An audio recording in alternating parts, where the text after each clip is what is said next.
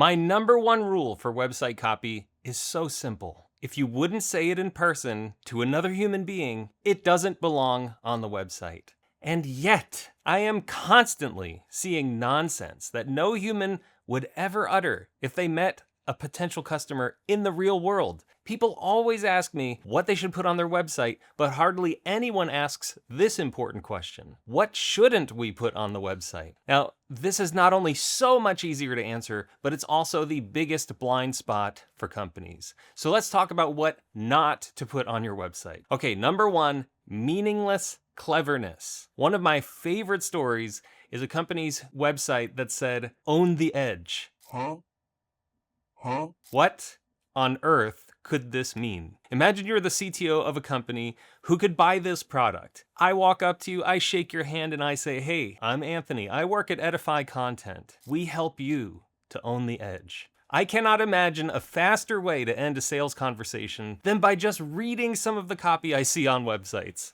Clear beats clever every time, and you will make much more money with clear copy. Okay, the number two thing not to put on your website: unintentional comedy. One time I met with a founder and I asked him to read the copy on his website out loud. He did, and he literally started laughing while reading it. He had to stop and say, "This is ridiculous. I would never talk about my product like this." And I had to remind him, well, since this is the front page of your website, it's exactly how you talk about your product.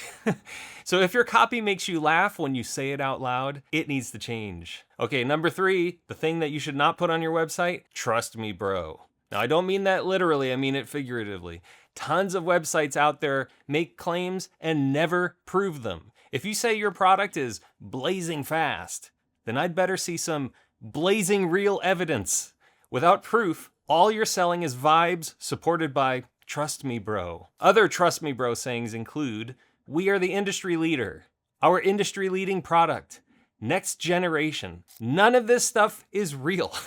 Nobody says these things, which leads me to number four, website-ease language. Most of the bad copy I see is only found on websites. Nobody says this stuff in real life. It's only written on web pages. It's like there's this weird category of unspoken language that we think will work, but it doesn't. If a phrase only makes sense on a website, it probably does not make sense. Okay, so let's talk a little bit about diagnosis. What can you do and how can you tell if your website is riddled with these problems? Here are a couple of tips I share with people to diagnose and fix these issues. All right, tip number one, read your copy out loud. In fact, record yourself reading it out loud. And if you're really brave, send a copy of that recording to someone you know and ask if it sounds like something they'd want to hear more about. Idea number two, and this is one that really works, but most people never think to try it. Have a child read your website copy.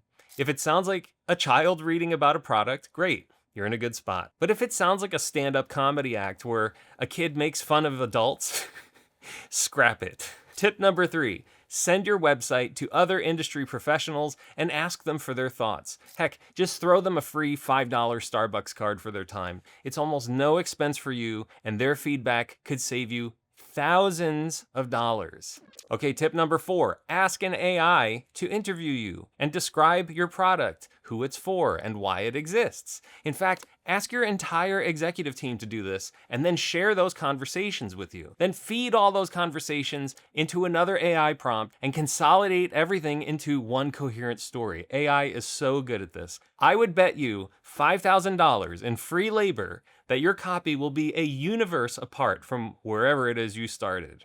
Now, if you need more tips and want more ideas, just ask in the comments or send me an email at edifycontent.com. Go click the Contact Us button. Now, before you publish another headline, another homepage, another industry-leading next-generation platform claim, do one simple test. Just say things out loud like you're talking to a real buyer. If it sounds weird in person, it's weird on your website. That's the rule. Oh, and one more thing, which I'll talk about in my next video. If your website doesn't describe what your product actually does, then that's another set of things not to put on your website.